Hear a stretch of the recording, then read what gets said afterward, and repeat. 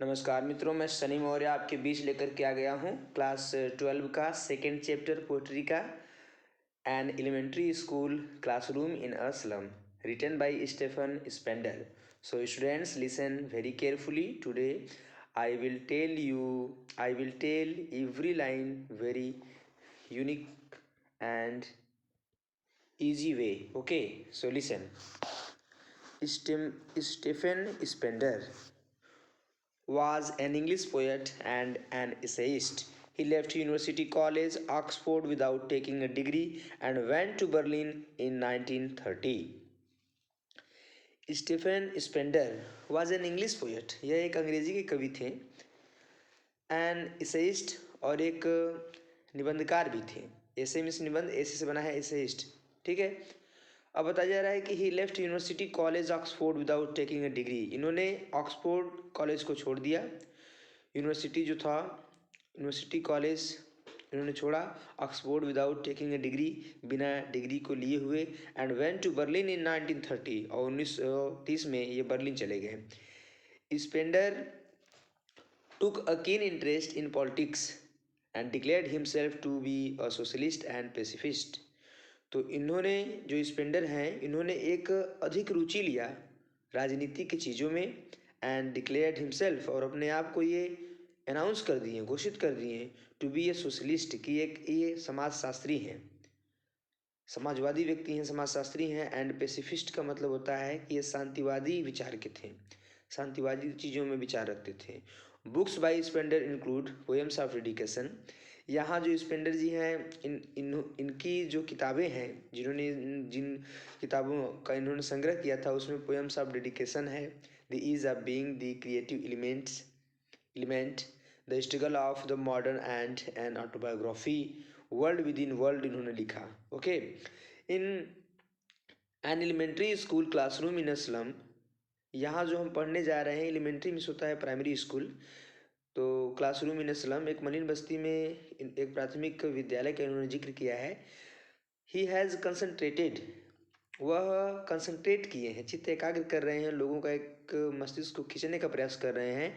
On themes of social injustice and class inequality, समाज में व्याप्त जो इनजस्टिस है, अन्याय है, उसके बारे में बताना चाहते हैं. एंड क्लास इनइक्वलिटी, और श्रेणी की जो विभिन्नताएं हैं, जो जातियों में लोग बटे हुए हैं, उसके बारे में बताना चाहते हैं.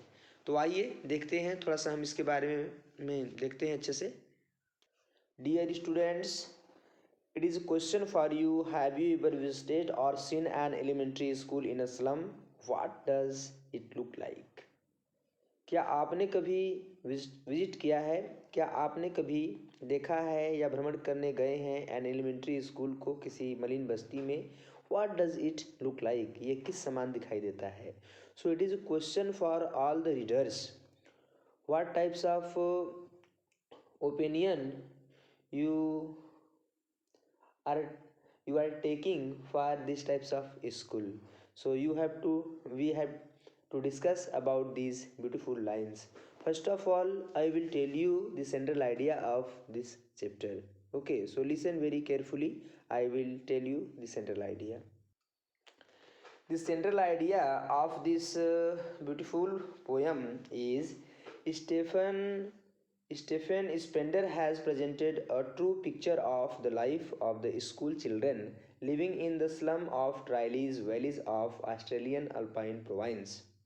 स्टीफन स्पेंडर ने एक बहुत ही वास्तविक, एक सच्चे चित्र का, जीवन के सच्चे एक चित्र का जिक्र किया है, वो भी इन ऐसे बच्चों का जो कि एक मरीन बस्ती में रह रहे हैं, of Tyrolese valley of Australian Alpine प्रोवाइंस.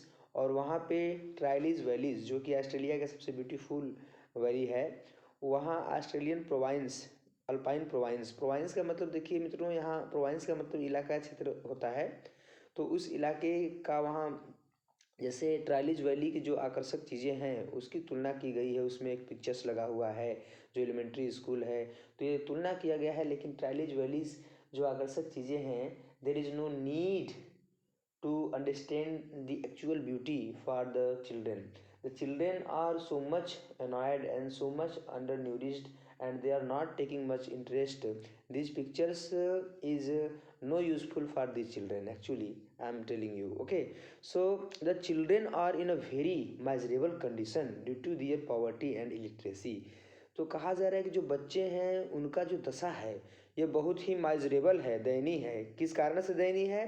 Their poverty and illiteracy, उनके गरीबी के कारण और उनके असाक्षरता के कारण। मतलब वो पढ़े लिखे नहीं हैं। अगर आप पढ़े लिखे नहीं रहते हैं तो आपको तमाम समस्याओं का सामना करना पड़ता है, ये भी आपको पता है।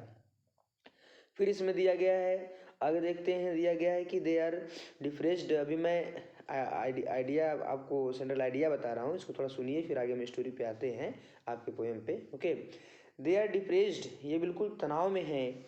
There pale faces express sadness, इनका जो येलोविश जीर्ण सा जो चेहरा है ये क्या प्रकट करता है? सैडनेस माने उदासी। They look clean skinny and bony, ये बहुत दुर्बल, कमज़ोर और विक्षिप्त दिखाई देते हैं। They are like rootless weeds which can not resist anything for their existence, जो अपने मौजूदगी में किसी प्रकार की चीज़ों को नहीं रोक पाते हैं। They are physically very weak and undernourished, ये शारीरिक रूप से बहुत कमज़ोर हैं। एंड अंडर न्यूरिश्ड का मतलब होता है कि और इनमें पोषक तत्व की कमी है। अंडर न्यूरिश्ड का मतलब एक तरह से कह सकते हैं कि ये कुपोषित हैं। Splendor's voices have concern for these children who live all their life in the slum and have no opportunity to enjoy the real blessings of life. तो यहाँ जो स्पेंडर जी हैं उनकी वॉइस जो आवाज़ें हैं वो इस विचार पे इन बच्चों के जीवन के बारे में जो मलिन बस्तियों में रह रहे हैं और उनके पास कोई अपॉर्चुनिटी नहीं है to enjoy the real blessings of life, जीवन में जो भी वास्तविक जो आशीर्वाद होते हैं, वरदान होते हैं, उनका ये आनंद करने से वंचित रह जाते हैं। यहाँ अपॉर्चुनिटी का मतलब अवसर होता है, तो उससे वंचित रह जा रहे हैं। उसके बारे में वो आवाज़ उठा रहे हैं कि क्यों इन बच्चों को सुख सुविधाएं हर चीज़ क्यों नहीं मिलना चाहिए। He makes a fronting appeal, जो स्पेंडर जी हैं वह एक जोरदार निवेदन करते हैं टू द एजुकेटेड, पढ़े लिखे लोगों से, एंड अफ्लुएंट सेक्शंस, और समाज के जो प्रतिष्ठित लोग हैं, यार कि आप the society to better the lot of slum children through education. इनका कहना है कि जो समाज के जो पढ़े लिखे व्यक्ति हैं और जो अफ्लुएंट सेक्शंस का मतलब नेता लोग हैं और बड़े बड़े राजनीतिक लोग हैं, इनकी ये ड्यूटी है कि वह भी इन बच्चों के बारे में कुछ सोचें। इससे क्या होगा? It will remove social injustice and class inequality, जिससे सामाजिक जो अन्याय की चीज़ें हैं और जो श्रेणीबद्धता जो है, जो श्रेणी का जो विघटन है, क्लासों का, जातियों का जो बंटवारा है, यह रिमूव किया जाएगा समाज से। तो आइए आते हैं स्टोरी पे। यहाँ जो आपका पोएम है पहला लाइन देखते हैं मित्रों। तो दिया गया है, far far from gusty waves these children's faces like rootless weeds the air torn round their pallor, the tall girl with the weighed down head, the paper seeming boy with rat's eyes, the stunted unlucky heir of twisted bones reciting a father's gnawed disease, his lesson from his desk. At back of the dim class, once unnoted, sweet and young, his eyes live in a dream of a squirrel's game in tree room other than this. So students, इतना हमने आपको बताया। ये आपका paragraph first था। Okay, so समझिए, यहाँ पे बताया जा रहा है कि far far from gusty waves. तो यहाँ जो गस्टी शब्द आया है इसका मतलब होता है बिजी, और वेब्स का मतलब हम कह सकते हैं कि वेब्स माने होता है विंड, जिसको हम हवा बोलते हैं, और फार फार का मतलब काफ़ी दूर कह सकते हैं, ठीक है ना। तो कहा जा रहा है कि far far from gusty waves these children's faces, इन बच्चों के जो चेहरे हैं, इन बच्चों के जो चेहरे हैं वह बिल्कुल हवा के समान, फार फार फ्रॉम वेब्स, कहने का मतलब यह है कि इन बच्चों के चेहरे झोंकेदार लहरों से बहुत दूर हैं। कहने का मतलब यह है कि इनका चेहरा जो है वो येलोविश हो गया है, उस पर किसी प्रकार की प्रसन्नता और खुशी दिखाई नहीं दे रही है, ठीक है ना। वन अननोटेड, तो इसमें इतना बताया जा रहा है। अब आगे इसमें दिया गया है कि लाइक रूटलेस विट्स, इन बच्चों के चेहरे कैसे बताए गए हैं? लाइक माने जैसे कि। अब यहाँ देखिए एज सो एज लाइक अगर आता है और कंपेयर, जब when compare is held between two objects and comparing words are used as like so it's your simile. What is simile? Simile means figure of speech. Okay, so listen. Like rootless wits, ये जो लड़के हैं ये rootless wits बताए गए हैं. Rootless wits का मतलब होता है अनवांटेड प्लांट्स, अनवांटेड थिंग्स. तो ये बिल्कुल जैसे कि कुछ ऐसे अवांछित जो पौधे होते हैं जिनकी हमें आवश्यकता नहीं होती है खेत खलिहानों में, वैसे बच्चे हैं, इनका कोई उपयोगिता नहीं रह गया है समाज में. कहा जा रहा है कि the air torn round their pallor. तो इनके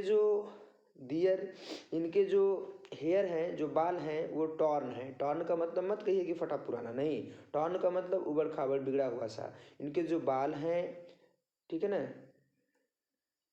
इनके जो बाल हैं ये उबड़ खाबड़ हैं, अर्थात कहने का मतलब कि कॉम्ब अच्छे से नहीं किए गए हैं, ये बिगड़े हुए से लग रहे हैं. ठीक है. दियर पैलर, दियर माने इनका, PALLOR इसका मतलब होता है येलो फेस. ठीक है ना, हम कह सकते हैं कि इनका चेहरा जो है बिल्कुल पीला सा हो गया है. अब इन्हीं लड़कों में एक लड़की का जिक्र होता है, द टॉल गर्ल, एक लंबी सी जो लड़की है, with her weighed down head, उसका सिर नीचे की ओर झुका हुआ है. किस कारण से? वेस्ट का. वेस्ट का मतलब हो सकता है कि ये गरीबी के कारण झुका हुआ हो. ठीक है.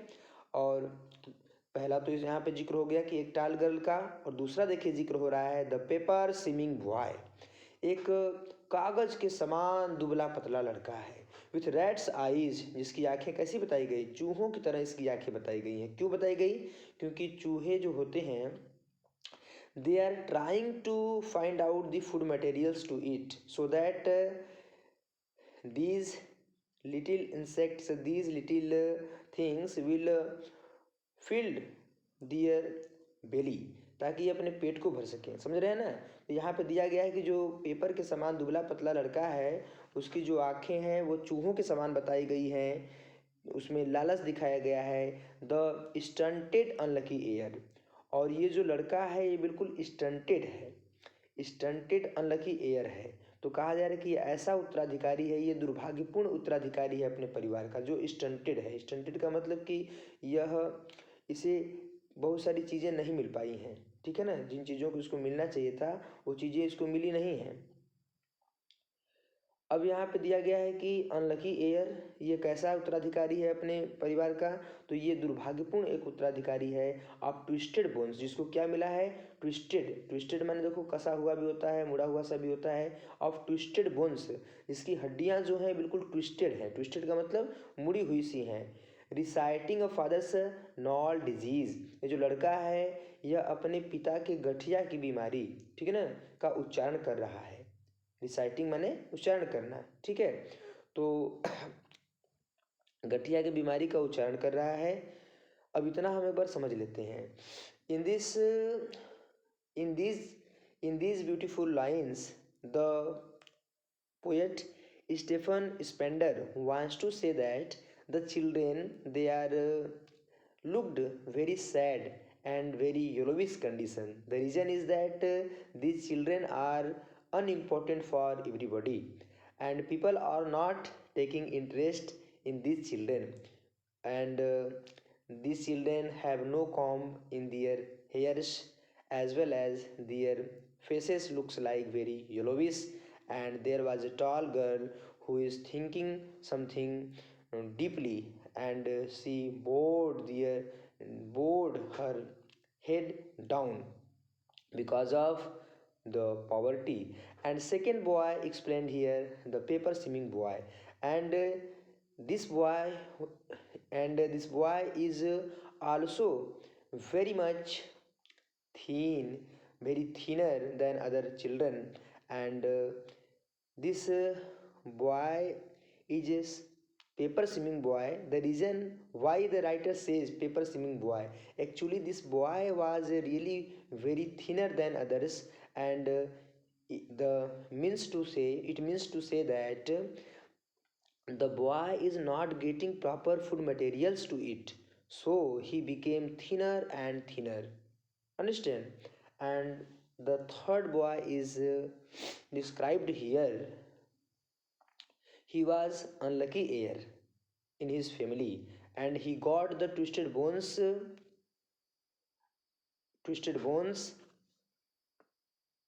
twisted bones as the successor of his fathers. Okay, so come to the next stanza and I will tell you one line also. And this unlucky heir was reciting his father's poems to his own desk where he was sitting. Okay, his lesson from his desk at back of dim class. तो यहाँ deem जो शब्द आया है, deem का मतलब darkness, ठीक है। One unnoted sweet and young his eyes live in a dream of squirrel's game in tree room other than this. तो यहाँ पे दिया गया है कि हिज लेसन, ये जो लड़का है जो गठिया की बीमारी का उच्चारण कर रहा है अपने डेस्क से, हिज लेसन, इसके जो पाठ हैं फ्रॉम हिज डेस्क, ये अपने डेस्क से उच्चारण कर रहा था, रिसाइट कर रहा था। At back of dim class, और जो कक्षा के जो कमरे बने हुए हैं, there is no very much brightness in those rooms, उन कमरों में बहुत आकर्षक लाइटें नहीं हैं, प्रकाश की अच्छी व्यवस्था नहीं है। One unnoted sweet young boy, कहने का मतलब यह है कि उसी अंधकार युक्त कमरे में एक न ध्यान दिया जाने वाला, स्वीट का मतलब आकर्षक या अच्छा सा, एंड यंग का मतलब कम उम्र का एक लड़का है। His eyes live in a dream, जिसकी आंखें कहाँ पड़ी हुई हैं, स्वप्न में, वो स्वप्न देख रहा है। कैसा? ऑफ स्क्वायरल्स गेम, कहा जा रहा है कि गिलहरियों के खेल के बारे में वो सोच रहा है। इन ट्री रूम, उसको लग रहा है कि tree room other than this, the boy was sitting in that room, in that darkness room, but he was not studying anything else. The reason is that the teachers are not aware for him what types of matter this boy is doing there. So the students, the so this student was busy to do such types of thing like squirrels game and thinking of the other opinions, and he was not taking much interest for his study. Okay, so come to the second stanza. On shore cream walls donations Shakespeare's head, listen very carefully. On shore cream walls donations Shakespeare's head, cloudless at dawn, civilized dome riding all cities, built flowery Troilus valley, open-handed map awarding the world its world, and yet for these children, these windows, not this map, their world, where all their futures painted with a fog. Fog means क्या होता है? Fog means कुआसा या कोहरा. Okay, so students listen. यहाँ fog तक हमको पढ़ाना है, आप समझिए। तो कहा जा रहा है कि ऑन श्योर क्रीम वॉल्स, तो यहाँ देखिए जो क्रीम वॉल्स शब्द आया है, इसका मतलब होता है कि येलो लाइट, या ये कह सकते हैं कि on sure cream walls donations Shakespeare's head. Actually इसमें ये बताया गया कि जो एलिमेंट्री स्कूल जो बना हुआ है, एलिमेंट्री स्कूल क्लासरूम जो बना हुआ है स्लम में, उसमें जो दीवारें हैं वो बिल्कुल क्रीम वॉल्स हो गई हैं। क्रीम का मतलब यहाँ कहने से मतलब है लाइट, लाइट का मतलब प्रकाश से न लीजिएगा, प्रकाश यहाँ क्रीम का मतलब लाइट का मतलब मैं ये बता रहा हूँ, लाइट का मतलब हल्का भी होता है। तो जो दीवारें बनी हुई हैं वो थोड़ा हल्की सी हो गई हैं, जिड़ या कमज़ोर सी हो गई हैं। And on the walls there were mentioned also some of the donations of great man, और उस दीवारों पे कुछ डोनेशंस दिखाए गए हैं। कौन से डोनेशंस हैं? दान स्वरूप कुछ चीज़ें बताई गई हैं। तो उसमें क्या है? The pictures of Shakespeare's head, the first picture was that William Shakespeare's head, तो जो विलियम शेक्सपियर हैं उनके सिर का उस पर चित्र लगा हुआ है, और चित्र का थोड़ा सा विशेषता बताया गया है कि क्लाउडलेस एट डॉन, और उनका जो गंजा वाला जो सिर है वो ऐसे दिखाई दे रहा है जैसे कि आप डॉन, DAWN, देखिए एक शब्द है DUS के डस्क, जिसको बोलते हैं सांझ का बेला या गोधूली बेला, लेकिन DAWN डॉन माने होता है उषा काल या भोर का समय। तो यहाँ पे कहा जा रहा है कि इनका जो सिर है वो इतना स्पष्ट दिखाई दे रहा है कि आप जैसे उषा काल या भोर के समय में देखते हैं वैसे दिखाई दे रहा है। और क्लाउडलेस का मतलब होता है कि ये बिल्कुल स्पष्ट है, ये बादल रहित, बादल युक्त नहीं है, बल्कि स्पष्ट दिखाई दे रहा है। Civilised dome rising all cities. अब यहाँ पे आपको थोड़ा समझ में आना चाहिए कि डोम राइजिंग क्या होता है। डोम राइजिंग का मतलब होता है the sun half rising so that it gives light to all cities. Okay, तो कहने का मतलब ये है कि civilized dome rising all cities, the sun was rising only the half conditions in its half condition and it spreads the brightness everywhere. Okay, अब उसमें और क्या क्या आकर्षक चीज़ें बनाए गए हैं, तो उसमें बेल्ड हैं, घंटियाँ बनी हुई हैं, फ्लावरी का मतलब कि very beautiful flowers are mentioned there, and Tyrolese valleys, the Tyrolese valleys is the name of the Australia से beautiful valley. Open handed map, और वहाँ पे एक ऑफर करने के लिए, प्रस्तावित करने के लिए एक ओपन हैंडेड मैप है। Awarding the world it's world, जो विश्व का परिचय करा रहा है, विश्व के बारे में इंट्रोडक्शन दे रहा है।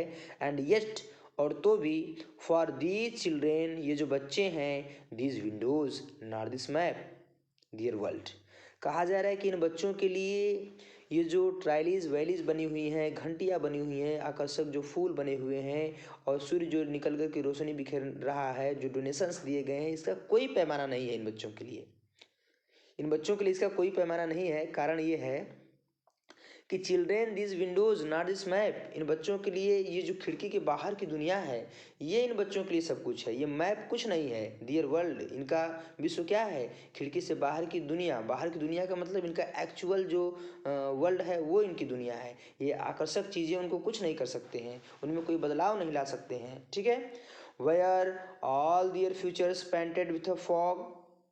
ठीक है, तो कहा जा रहा है कि वेयर मीन्स जहाँ, ऑल दियर फ्यूचर, इनका पूरा भविष्य, पैंटेड विथ अ फॉग, किससे ढका हुआ है, तो एक कोहरा से ढका हुआ है। ठीक है ना। तो अब बताया जा रहा है कि थोड़ा सा इसको हम देख लेते हैं, एक्सप्लेन कर लेते हैं। तो बताया जा रहा है कि the cream walls, the students are sitting in their benches and some of the donations are mentioned on the walls, and the cloudless, and there was a pictures, some of the donations are mentioned there. The first picture of William Shakespeare's head, it looks like very clearly, as you can see the things in dawn or morning time. Okay, one-handed map is also mentioned here. It awarded the beautiful world, it refers the beautiful world, and children are busy in their task, and the children are not taking much interest in their studies. The reason is that they have no idea what is the importance of education. Okay, so अब हम बढ़ते हैं, थोड़ा सा आगे देखते हैं। ठीक है ना, देखिए यहाँ से पढ़ाना है। A narrow street sealed, listen children, just listen. A narrow street sealed with in a lead sky. Okay, तो कहा जा रहा है कि a narrow street sealed in with a lead sky, far far from rivers, capes and stars of world. तो कहा जा रहा है कि a narrow street sealed in, तो यहाँ सील्ड इन जो आया है, इसका मतलब होता है क्लोज्ड इन, बंद हो जाना। तो कहा जा रहा है कि जो पतली सी जो सड़कें हैं, ये बिल्कुल बाधित सी हो गई हैं। कहा जा रहा है कि इन विथ अ लीड स्काई, जैसे कि आकाश में घने कोहरे वगैरह छा जाते हैं, तो उस तरह से यहाँ पे स्थिति बन गई है।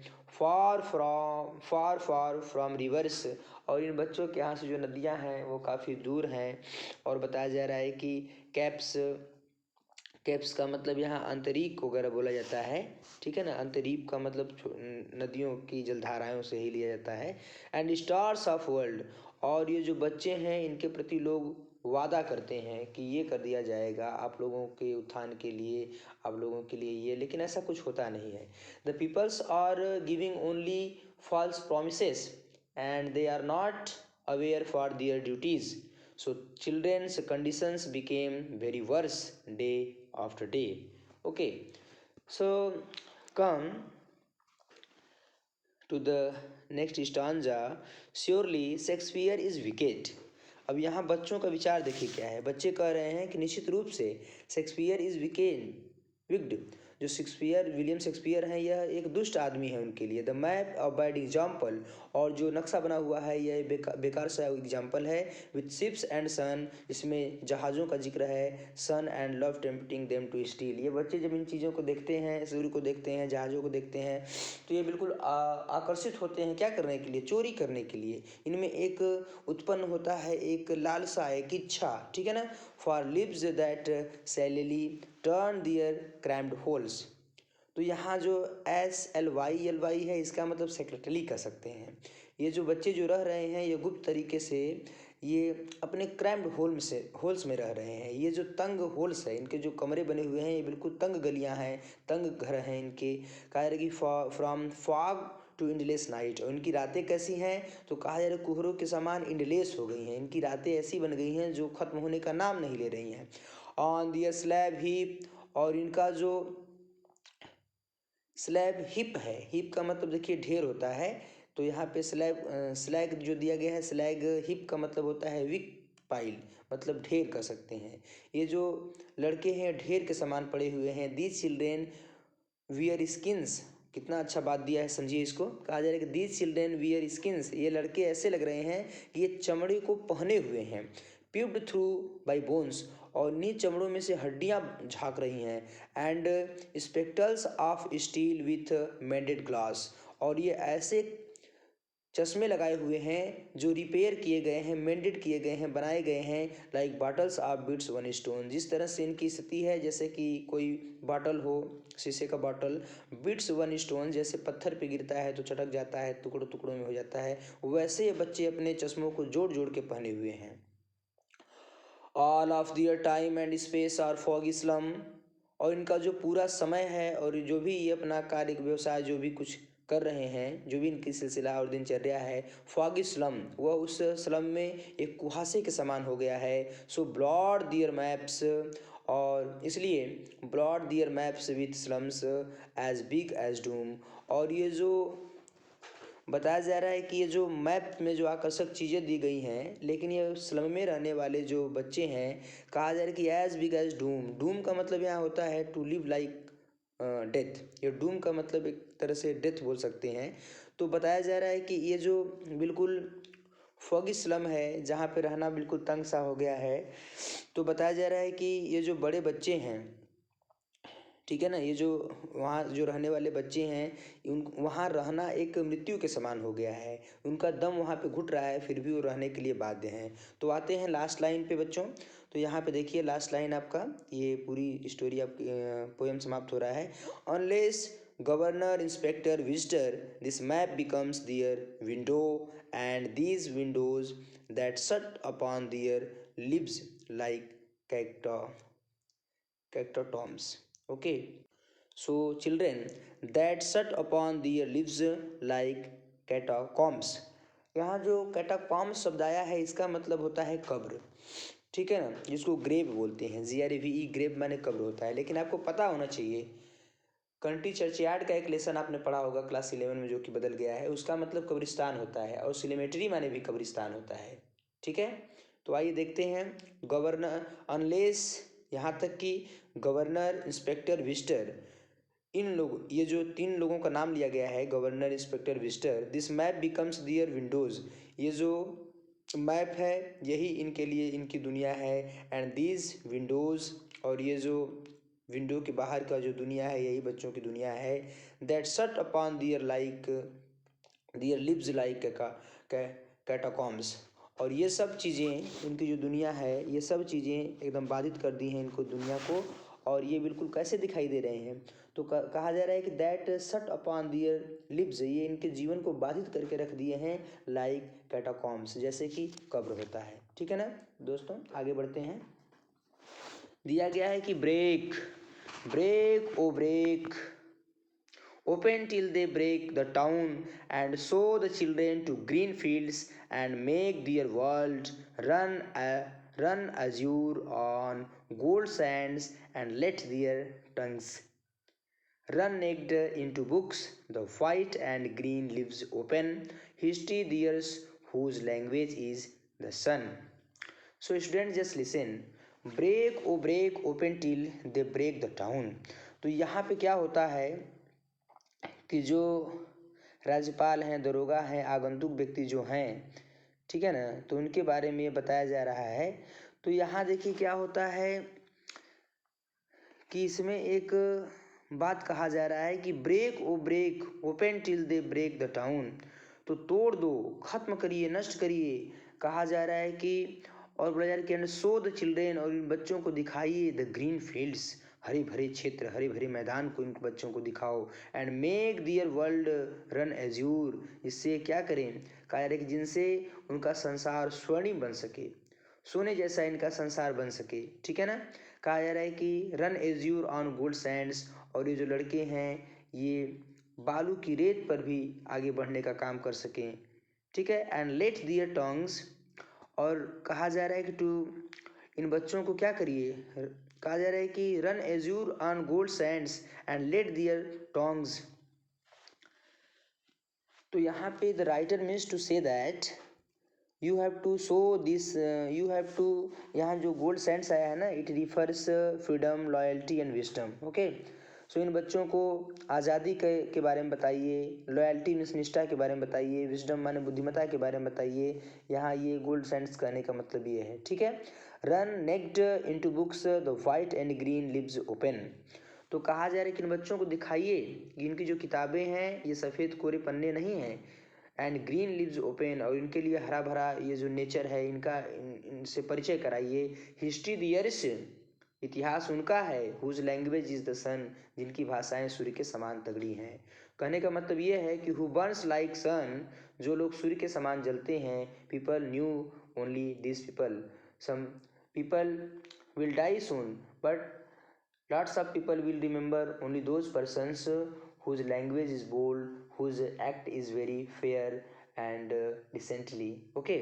So students, तो यहाँ पे मैं एक बार आपको फिर से बता दूँ कि यहाँ जो कवि बताना चाहते थे कि मलिन बस्तियों में जो रहने वाले बच्चे हैं उन्हें ये हमारी जिम्मेदारी है, और ये समाज के पढ़े लिखे लोगों की जिम्मेदारी है कि उनके बारे में विचार करें, उनकी दीन दशा के बारे में सोचें, और उनको एक नए प्रकृति का, नेचर का, अच्छी चीज़ों का परिचय कराएं, जिससे वो समाज में एक अच्छा काम कर सकें।